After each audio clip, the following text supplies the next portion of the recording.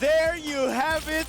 The fans are trickling out of Barclays Center here in Brooklyn, New York, but don't you worry.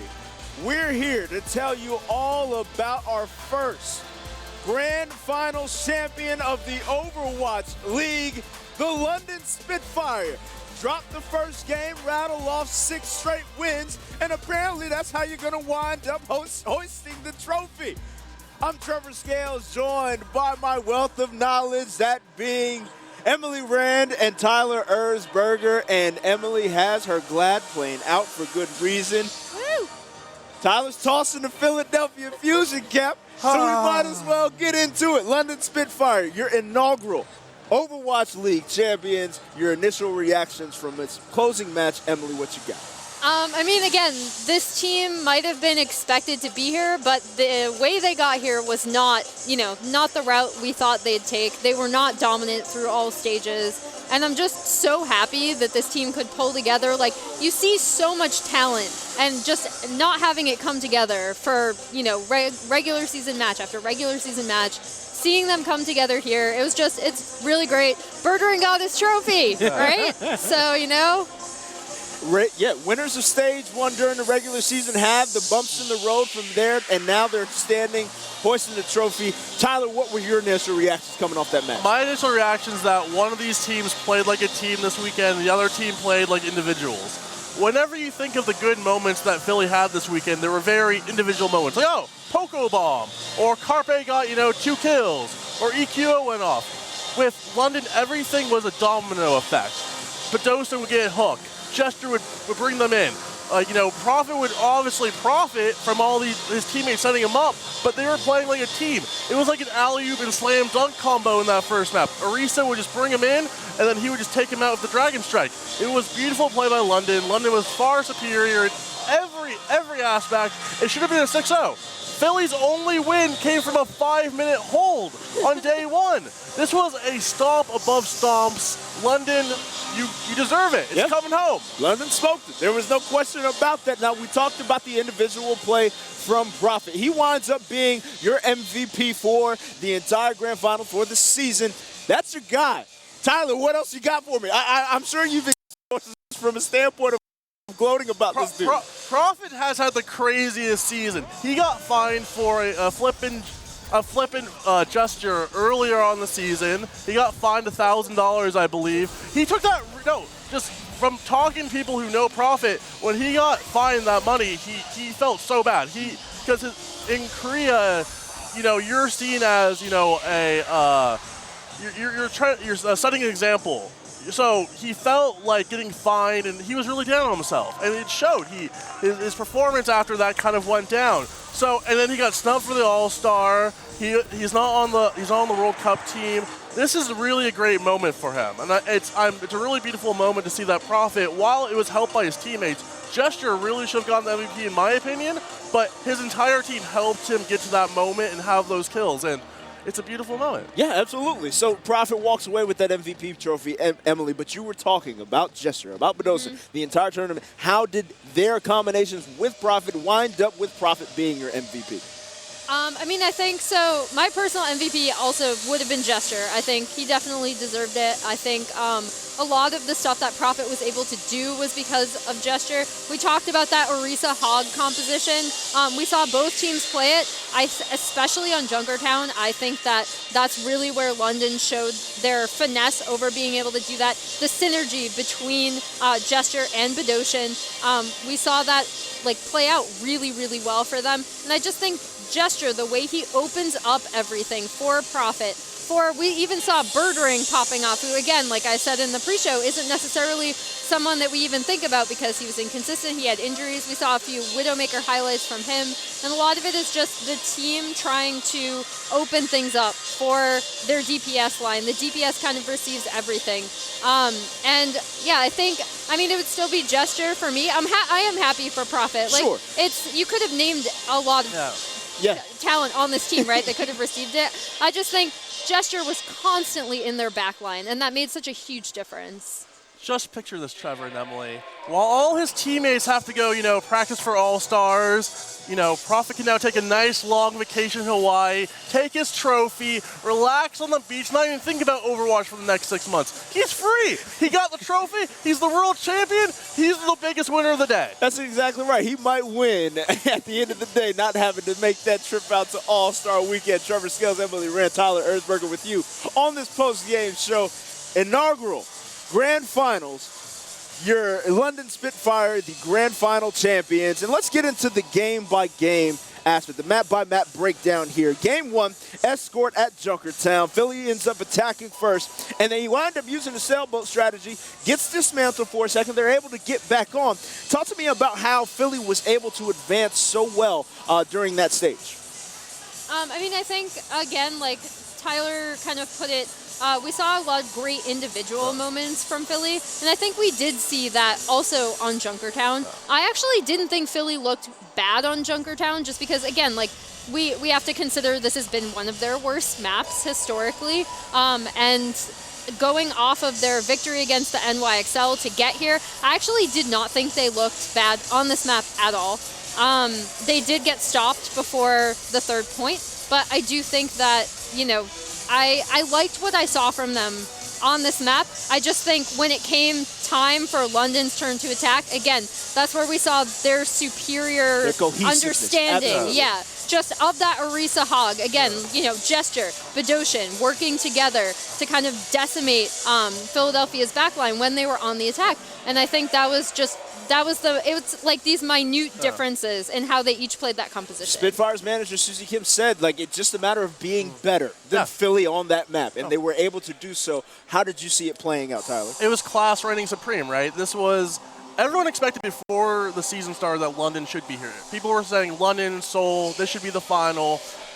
No, if you said London Spitfire, sweeping the final before the season, no one would have, they'd be like, oh, yeah, totally, of course. But the way they got here, by cutting like half the roster, losing Fissure, it's been an insane journey. And tonight you saw that these 7 players, even though that closer didn't play, they played with the same 6. These 7 players really came together and started to play like a team. Like at the start of the season, you'd be like, oh, yeah, Birdering, Prophet. These was 2 teams, GC Busan, Kongdu Panthera, coming together. It was supposed to be this all-star, superstar team. Tonight we saw maybe Philly had a few of the bigger, individual moments, but London vastly superior when it came to team play. There's no doubt about that, and I think you saw the dismantling, the falling apart by Philly in a weird way at the end of game number 1 when you saw London making that final push. They were able to capitalize on a mistake by London, create a sense of hype, at least on the Philly side of things, but then they lose everything, and London finds a way to secure that third checkpoint and move on to win that round 3-2. Now, game 2, I don't know how much time we're going to spend on this, frankly, because London comes out and absolutely rolls in a control battle at Lijiang Tower and wind up taking this one pretty easily. I think it's simple to say that Philly, like I said in the pre-show, Junkertown was their Mount Everest. If they could have climbed that Mount Everest, got the first map, they would have been rolling. They put so much into that one map, I think, and when they lost so narrowly, I think they just had a big letdown. They didn't know what to do, and they just got crushed. And London Spitfire got that one win. They're like, let's go. Let's go. We're playing. Yeah. Even if they lost, this first series, they had a second series to go back on. So it was pretty much, emotional team in Philly.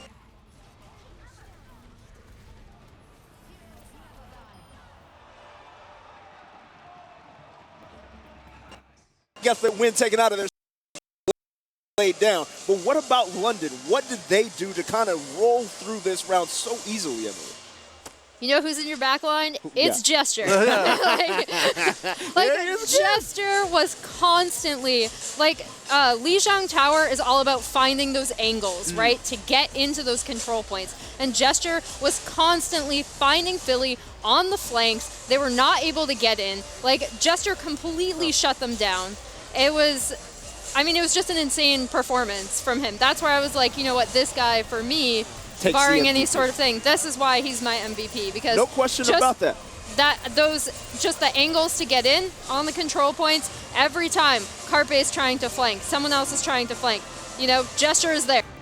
And he's holding shutting it down. Jester was there to hold it down for the London Spitfire. And again, another worthy candidate of the MVP trophy. I mean, for our newer fans, it's pretty much Aaron Donald running down at Russell Wilson. There was no stopping Jester tonight. It doesn't matter how good Carpe is as an individual. If you don't have people there and you have this monster coming at you, you're dead. Yeah. And Carpe just couldn't do it tonight. Yeah, and in Game 3, though, we'll move over to that, a hybrid map at Kings Row, right? The one you were looking most forward to. I think both of you were very much so looking forward to it in our pregame show. Philly attacking first. Fusion, we saw a little bit of composure from Philly for the first time, I think, in the entire set of matches that we were able to. It was our first appearance from Carpe, actually, that we saw him start to take over as well. How did you see this first game playing out in the third map? For Kings Row, it finally felt like Carpe was getting into his own, right? He was getting those snipe kills. Philly were pushed back so many times. They were about to go into overtime, get a big win, get pushed back,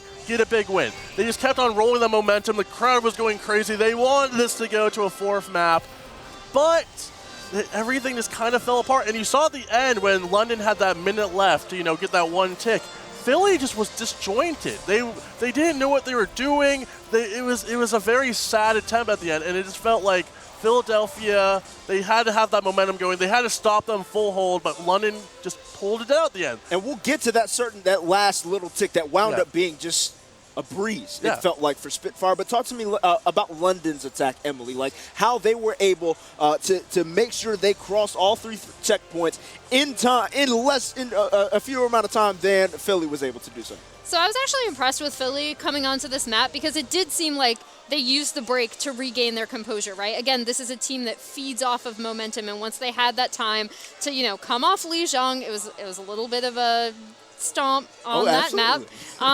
But they had breathing room. They came back. And I think here is where, again, I've talked about London's flexibility. When there wasn't something, when it wasn't working out, trying to grind out that first point, they came in with the Reinhardt and the Zarya, and that ended up working incredibly well for them. And again, it's about the ultimate combinations, like everyone using their abilities at the same time. I actually think that, again, Philly looked really good on this map until London adjusted, and then Philly, like we saw yesterday, they didn't really know what to do once London made that in-game adjustment. And in-game adjustments were actually not a strength of London's prior to the playoffs. So it's something that they learned, again, paring down the roster, coming together, having that team synergy, and that's really what made the difference on Kings Row today. I think one moment in the last map can kind of summarize this entire weekend. When Carpe went on Doomfist, the crowd went wild.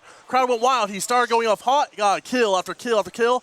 Then it was like, oh, this isn't really working out. Oh no, everyone's dead on their team. Oh wow, the series is over. Philly had a lot of flashy moments this weekend, a lot of highlight moments, a lot of big-time moments, but when it came to actually stringing one after the other and actually working as a team, it just wasn't there. With London, you just saw it. Jester was alley-ooping, for Profit to get all the kills. He was tackling Carpe at every corner, but Dosen was a flex god with his Roadhog. This team played.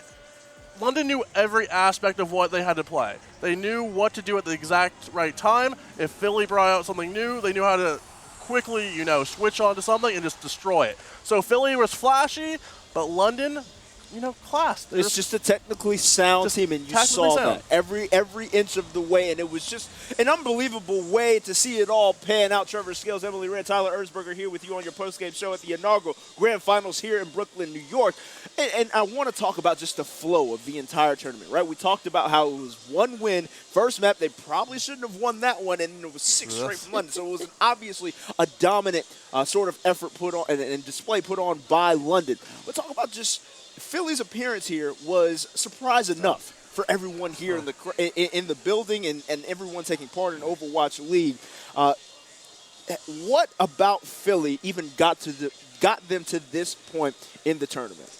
So I think Philly, again, and they even did it in this series. It just didn't work out for them because they did get outclassed by London's tank line. But I think Philly had a really good strategy where, again, They fed off their own momentum. They wanted to attack first. And when that did work out in the playoffs for them, we saw it really work out. We saw them start to roll, right? Especially in that New York Excelsior series. New York did not know what to do against Philadelphia's aggression, against their DPS line. And that, they just started popping off, and again, they just kept feeding off each other and feeding off each other. Now, I know that their tank line hasn't had as much time to develop synergy because they were switching between Hotba and Poco, so maybe that did make a difference in terms of Gesture and Fury's coordination with their team, obviously. And again, this is something that London also had to go through. They just decided in stage 4, this is what we're going to do. And it actually, for a while, didn't look like it was going to work out. It looked like they were kind of just going to squeak into the playoffs because they'd done well